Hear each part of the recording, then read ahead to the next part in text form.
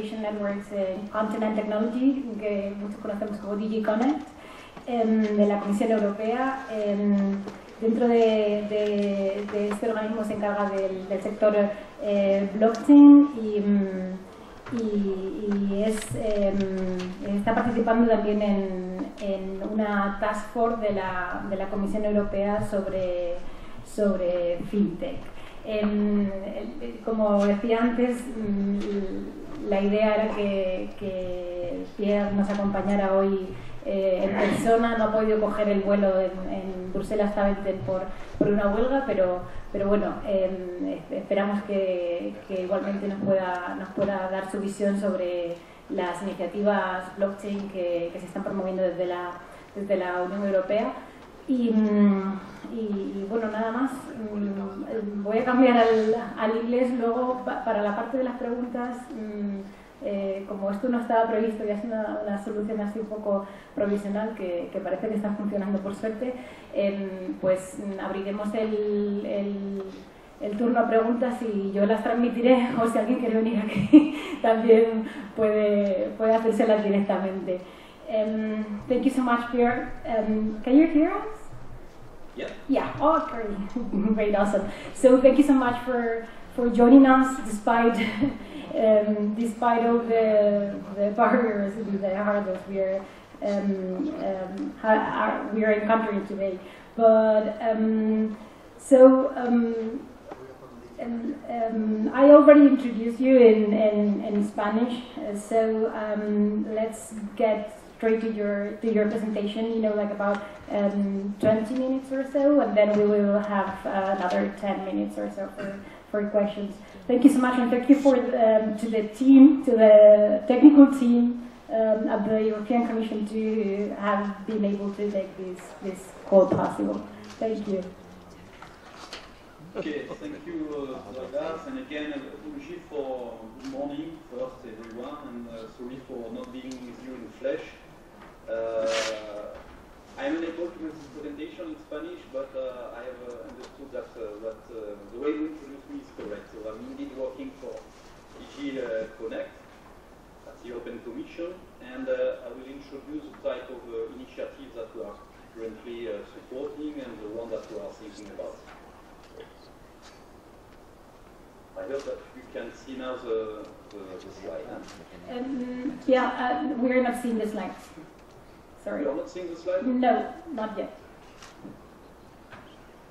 Is it working now? Now it's working, great. Okay. Okay. So first, why we are so interested in blockchain at the European Commission? I mean, the first one is that first message I'd like to pass is that it's not always easy to define what is blockchain. From time to time, it's also mixed with distributed ledger technology. I mean, the way when we speak about blockchain at my unit at the European Commission, I mean, we have a broad view about what it represents. So we talk about blockchain, but also in terms of distributed ledger technology, and we see those technologies truly to introduce a new paradigm and new collaborative model within the digital economy. And one of the key features that is brought by blockchain is around trust. The idea that we are able to create a trust environment even if people don't know each other and don't trust each other, thanks to the algorithmic of blockchain and the ways of the combination of technology. It makes that those collaboration can become a trustful model. So trust in trustless environment. Trust can be also in order to have more confidence about the type of data that we are talking about or that we are sharing between different stakeholders. And as part of the different paradigms that are introduced by blockchain, some of them are really transformative and can potentially transform the different value chain and the ways different actors interact together. And blockchain is well known for introducing disintermediation. The most obvious example is with Bitcoin, which was the first, I would say, major application of blockchain, where no one really controlled the exchange of Bitcoin. it also introduced the tokenization aspect, which presents different things. One is a new way to fund a project, to fund innovative project or innovative company. Another way is also to give some value to those projects, and also to be able to reward some practices or some use of the application of the technology. So it's really open a wide range of new models in terms of funding, but also in terms of commitment, engagement from the different users. And so there is really, with blockchain and DLT, transformative capacities that are introduced. That's what makes the technology particularly attractive. In a way, those transformative capacity can also challenge the current dominant platform model of the internet, and we can realize that with blockchain managing, providing new ways to manage data, can create more fluidity of those data and prevent that all those data are controlled by a single platform, and that also the user or the owner of the data can have a better control about how those data are handled. And so this is done mainly by a shift from a centralized to decentralized model, which concerns the personal data, but also a lot of data which are coming from the Internet of Things and all the connected objects that are surrounding us, and that will always increase in the coming years. It can be also simply more of a question about improving the quality and the efficiency. For instance, in traceability, for traceability system, I mean, blockchain has already proven that it can be very efficient to track a product and to be able to take some decision when there is a defect product, for instance, in the food chain.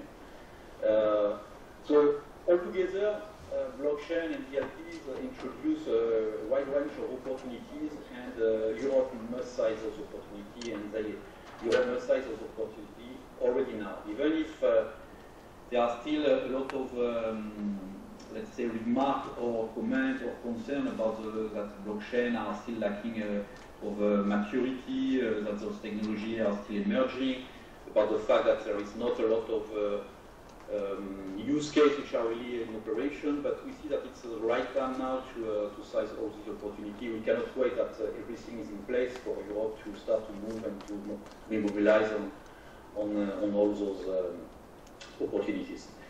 And we see here a role both for public and private sectors, and so in one slide this is all the justification why we are a true believer in the potential of blockchain in DG Connect, and we want to help Europe to be mobilized in order to make the test with this technology. So as I said before, we are now moving from high potential to implementation and use case, and I think that right after my intervention there will be a panel where there will be a demonstration or presentation of real use case, and I mean, indeed very sorry for not being with you in order to engage more with those speakers and with the audience, but I think it will be very illustrative. So what we see now is indeed that we have a lot of major actors, in particular from the industry, which are engaged in projects. I mean, so far it has been mainly first proof of concept, then pilot project. When we see the first operational project, but we are still at a time where there are a limited number of such a project, and there are big expectations that 2018 and mainly 2019 will be the year of those operational first use cases. We have also vibrant startup communities all over Europe, I mean all over the world, but in particular all over Europe, and in a way blockchain is not dominated by the Silicon Valley or where there was such a concentration of talent, but also about know-how and how to help those companies to grow, as it was the case at the beginning of internet. And we see really that by building on those vibrant startups communities, we can really progress fast also in Europe. Huh? So that's truly resources on which we have to build. We have also high interest from government, not only at the EU level, but at national level. I think that the fact that this conference is held today in the Ministry of Economic Affairs is another proof of the interest of government in blockchain, but also at a local level, in particular cities. I mean, blockchain is investigated by different municipalities from different sides about a way to provide better services to their citizens.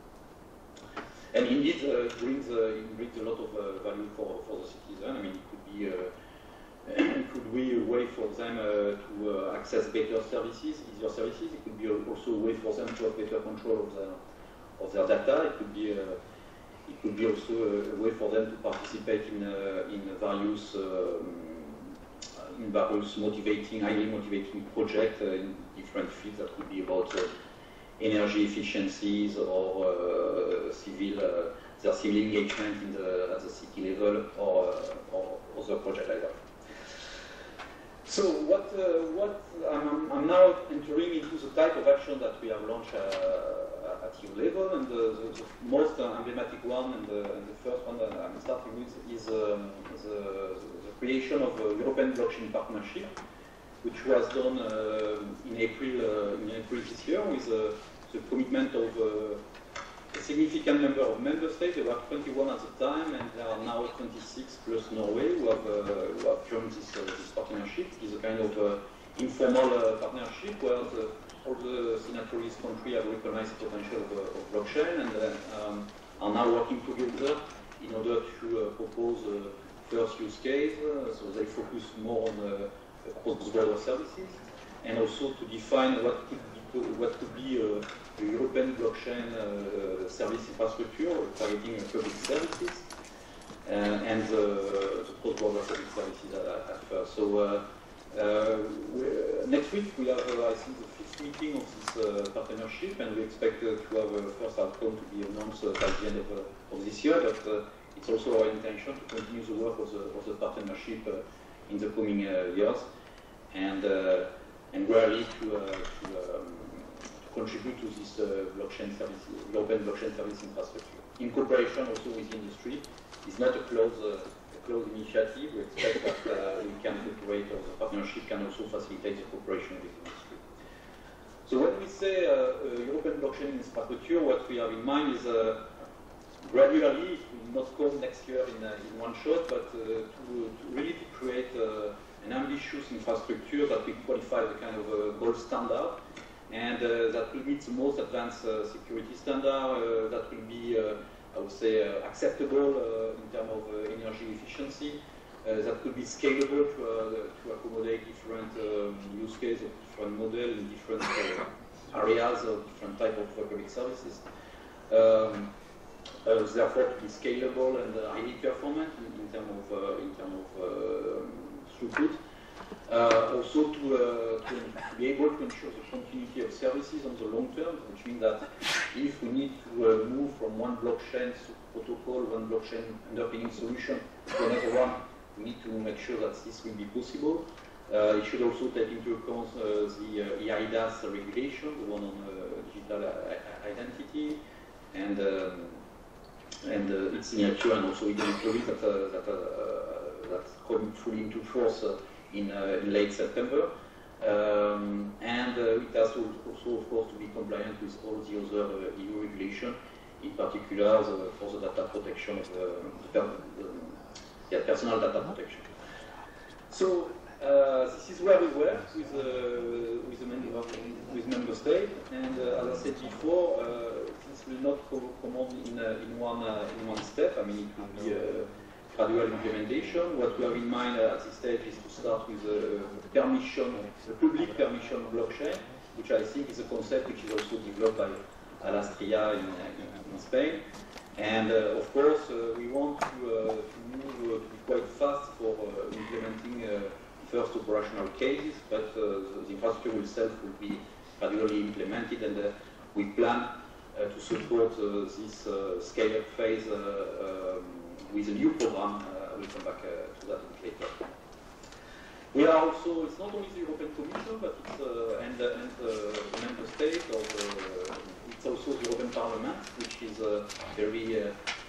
very much mobilized on blockchain, and the Parliament adopted a resolution on blockchain earlier this month, on the 3rd of October, in plenary meetings, and simply the message is to make the best, is for Europe to make the best in order to be a leader in blockchain, and for that we have of course to pay attention about the regulatory aspect, but also to support the development and the different type of partnerships that can be built on blockchain.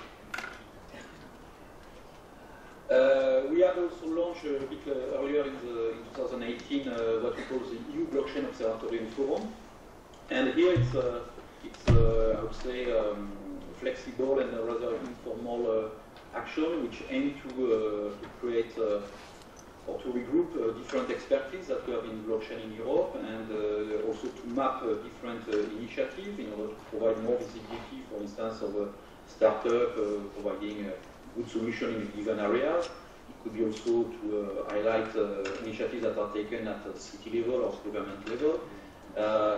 So the observatory, blockchain observatory and forum is a way to help us to monitor what is ongoing in blockchain, and also to organize a debate.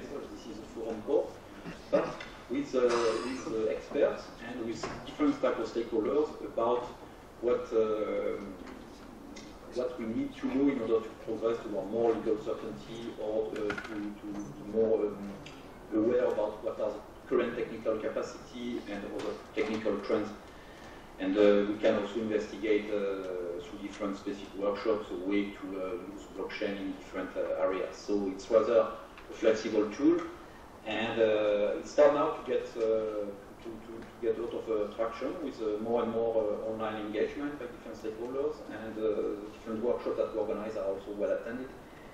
And we have, for instance, the European Blockchain Observatory and Report has produced recently a document. It has been quite a piece of work for the different experts and the contributors to this report, because the subject is quite sensitive, and it was often presented to be antinomic to blockchain. So blockchain and GDPR may be not considered as enemy, but there are still some clarification which are needed, and this is the purpose of this report, and try to provide information and guidelines about the different obligations of the data controller, processors, but also to address aspects like the anonymization, the right to be forgotten. So it is a first document. It's not the end of the debate on GDPR, but we hope that this document can already help people all across Europe. I know that in Spain you are already well organized with SPA, but all across Europe about those type of discussion. We have had also earlier this year in the adoption of what we call the EU FinTech Action Plan, and it's not specifically focused on blockchain, but it addresses different all the technology, but it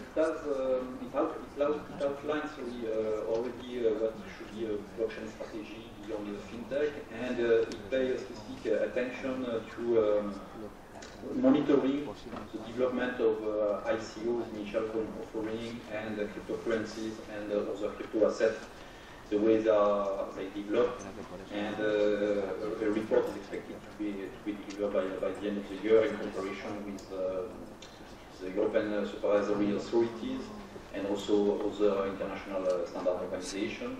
But I can already inform you that there is a report which has been already published on the website of the European Security Market Authority. It's a report which has been made by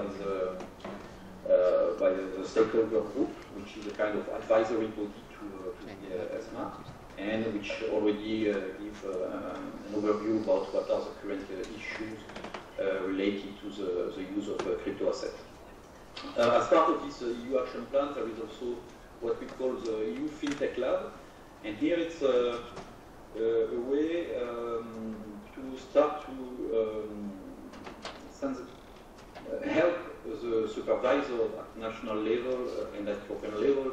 Some of them may have huge resources in order to assess what are the potential impact of the different technology and regulation. So we convey all those people all together in Brussels at the initiative of the Commission, and we invite different technical solution providers to engage a debate between the technical solution provider and the regulators or the supervisors. So the first event like that was organized in DG Connect, was on cloud computing. The next one will be on some part of artificial intelligence, not artificial intelligence as a whole, and it should be organized on the 19th of November, and the next one will be probably on blockchain, and the date is not yet fixed, but again, it's not an initiative where there are regulatory decisions that should be taken, but more a way for all different supervisors and regulators to be gathered and to have this neutral exchange with the technological solution provider. So there are many other things on this action plan, but I wanted to focus on the blockchain-related one. As part of the other action that we are implementing, I mean, last week there was an event related to the International Standard Organization Technical Committee 307, which focused on blockchain. One of my colleagues attended the event. We are actively involved in those standardization activities. We have also worked with Sentinelec, which have provided a white paper on blockchain in view of the work of the ISO and this event in Moscow that happened last week. We have, as part of our mandate at European Commission level for DG Connect, we take care about digital regulation, but also about the funding of research innovation action. And as part of our current program, Horizon 2020, we have funded more than 30 collaborative projects in different type of areas, and use blockchain for DLTs for Internet of Things, for the energy management, for action at the city level, but also for the healthcare area, for managing health data. In social good, media, I mean, we have a lot of projects, and this support collaborative project will continue during the 2009 and 2020. And in total, the funding could be between 200 and 300 million euros. It will depend about the way the proposals are organized around blockchain or not. And of course, this type of project for research and innovation will continue beyond the current Horizon 2020 program. And there's a next program for research and innovation, which is called Horizon Europe, for which the Commission has made a proposal. We are also working with other institutions, and in particular with other colleagues at the Commission level. So we have created an inter-service group at the Commission level, where we can discuss with our colleagues from DG Grow, from DG Transport, DG Move actually, from energy, also in the health area. So step by step, we want also to share with our colleagues what could be not only the benefit of blockchain, but also what could be the challenge related to blockchain, but also to prepare them also to facilitate this adoption where it makes sense and where blockchain can enhance services. We work also with other offices or organizations, for instance, the EU Internet Patent Office in Alicante.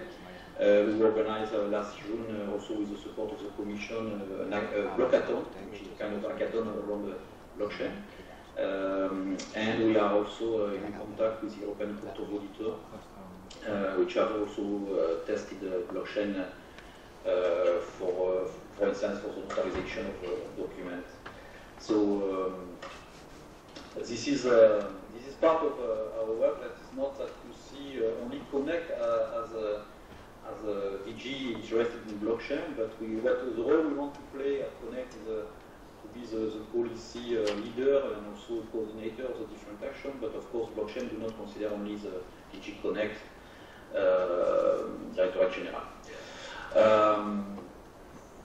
We plan also, of course, to go further. I mean, these are the ongoing action, but one of the first things that we want to do is to work more closely with industry and all the different constituencies, and for that we have industry and roundtable, which is foreseen on the 20th of November, and we expect from this discussion, from this debate with industry, that we could reinforce cooperation of the different industry players from different sectors around blockchain, proposing working notably on interoperability, on different specification, and also some kind of governance model that may be required for implementing blockchain solution.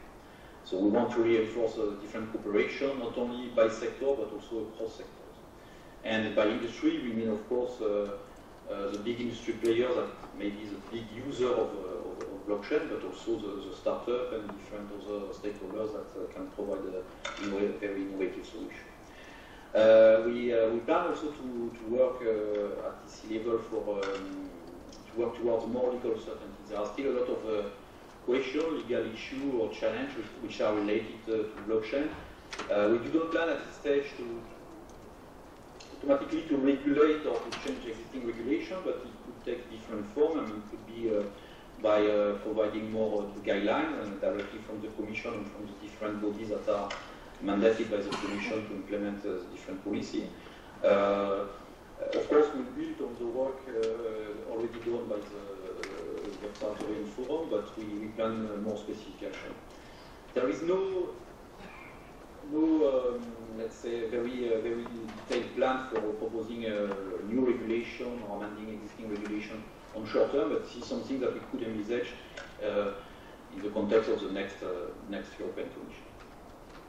We are also working on setting up already next year, in 2019, an investment fund that could address both AI and blockchain. So here we expect to use a different instrument that we have under the current program, but this is something that will start already in 2019 and before the half of the year. And of course, as I said before, there are now new proposals from the Commission on new EU programs. The first one, the biggest one, is about Horizon Europe, which is the new proposal for research and innovation, where obviously we will continue to support collaborative projects and support other type of projects in order to advance research and also some specific pilots for blockchain and distributed ledger technology. We'll have also a new program called InvestEU, which is to support investment through financial instruments, it can be for debt, it can be for equity, and we expect there to also be able to deploy the support to our blockchain and DLT type of technology with this new program. And more specifically, the Commission has proposed a new program which is called Digital Europe Program, where it's no more about research innovation, but it's really about deploying capacities. And we expect this program to be the way for us, where we can help the different players in Europe to deploy early blockchain capacities, and to, in particular, we expect this program to serve for the European blockchain service infrastructure that we are discussing now with member state representatives. And finally, and this will be also supported by the Digital Europe program, we want also to help to educate people and develop skills, which is of course really important for blockchain or DLTs, but also of course for advanced technology like artificial intelligence and other technology like that. With that, that's the end of my presentation. I thank you very much. I remove the presentation for you to see, and I can take a few questions. Thank you. Thank you, Pierre. Thank you for this nice overview. So we are behind the schedule, but we still have a few minutes for first questions, if there are any. So, do we have any questions? Okay, let's see how we do that. Can we get a mic? ¿Podemos darle el micrófono, Christoph? O si quieres venir, do you want to sit here? So let me turn around this so that you can see the audience you've been talking to. Somehow. Hi, Pierre. Can you hear me? that working? Yes, yes. Okay, I will try to speak loud. So it's Christoph Steck from Telefonica. And I'm not sure if you can see me, but I can see you. And thanks for a nice presentation. It was very interesting, and it's good to see that the Commission is doing so much on blockchain, which is really a key of technology for the future of digitalization as well in Europe and Spain. You mentioned Alastria, and Telefonica is with many other companies, bigger and small ones, cooperating in this consortium, which is a little bit peculiar because it is a national consortium between companies and institutions and universities to foster the kind of blockchain infrastructure and to make it really usable and real for services and applications. My question would be, as you are aware of it, I mean, how do you see these kind of projects for what you mentioned, blockchain, public infrastructure or infrastructure for services across Europe? Because currently, I suppose that there are many legal challenges and governance challenges regarding public blockchain. So I suppose that though the technology is very interesting, I mean, we cannot expect to see it in real life before we cannot solve these kind of open questions, especially if you want to use it for public services. So just to get a view from you, you see a lot of projects across Europe. Do you see anything else around? Do you see other projects which are very promising? Or is that a kind of unicorn in that sense, what we're doing here in Spain?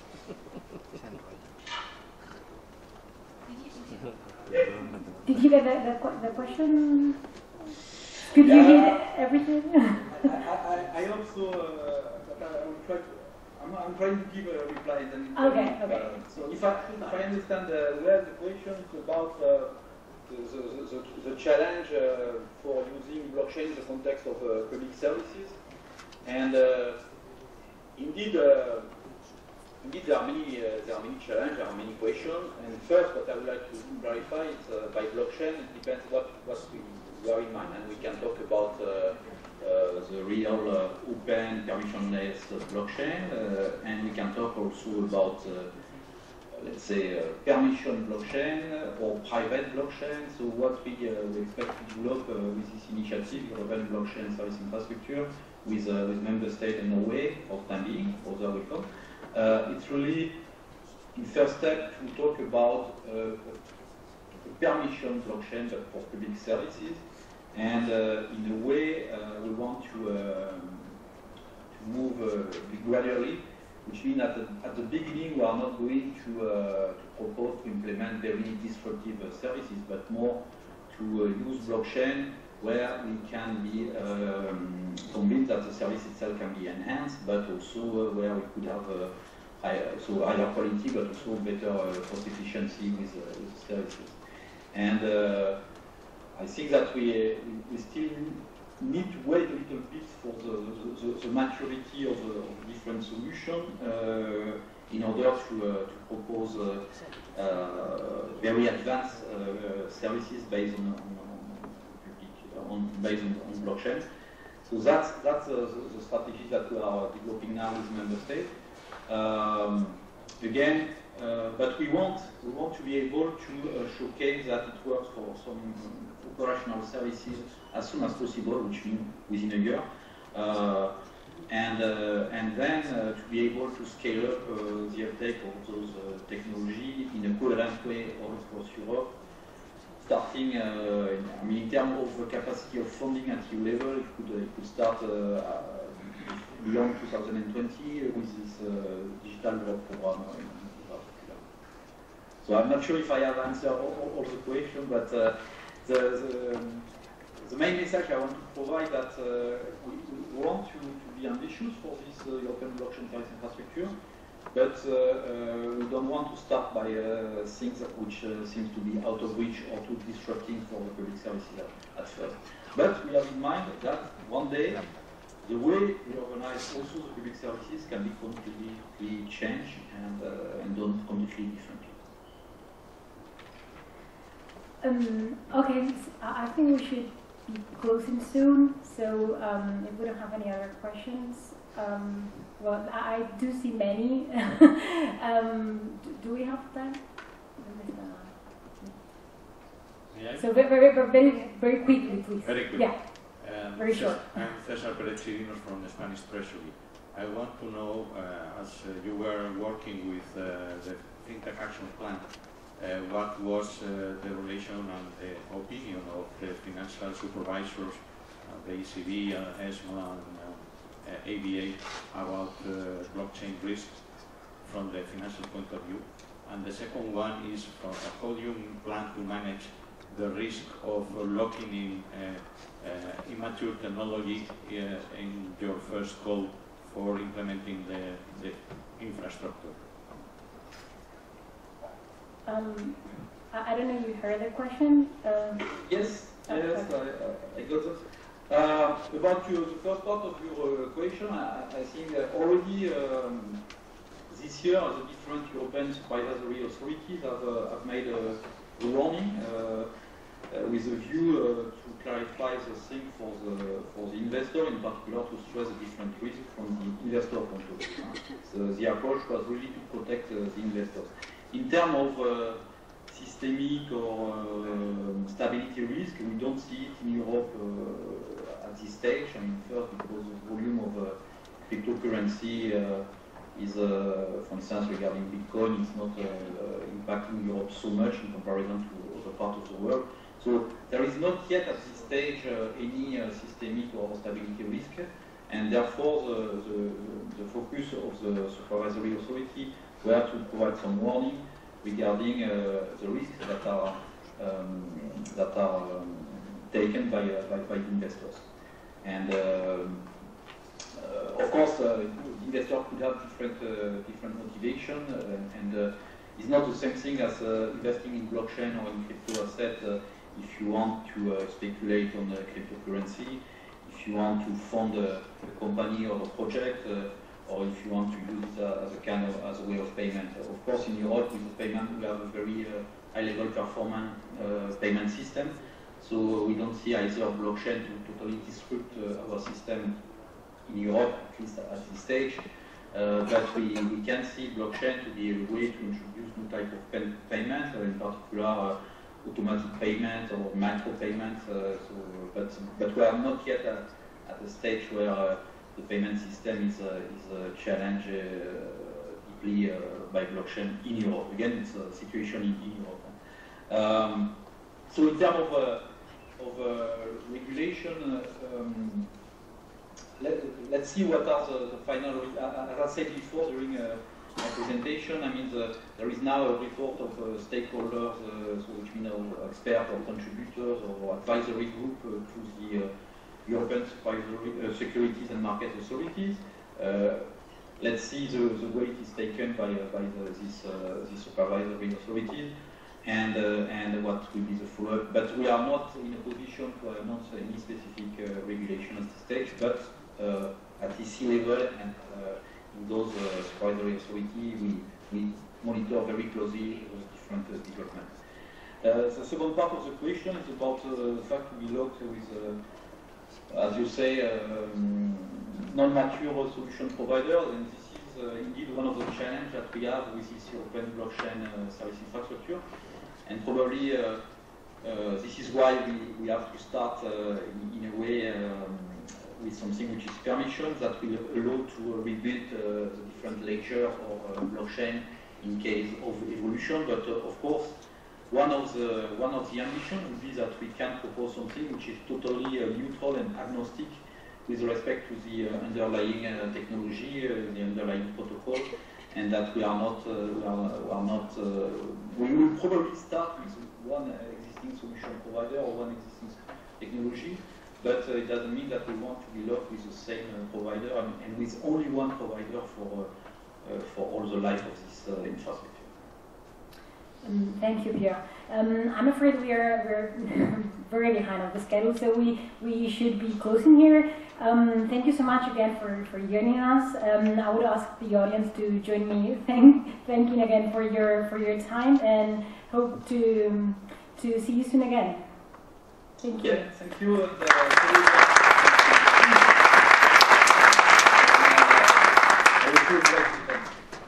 Thank you. Have a Bye-bye. nice day. See you.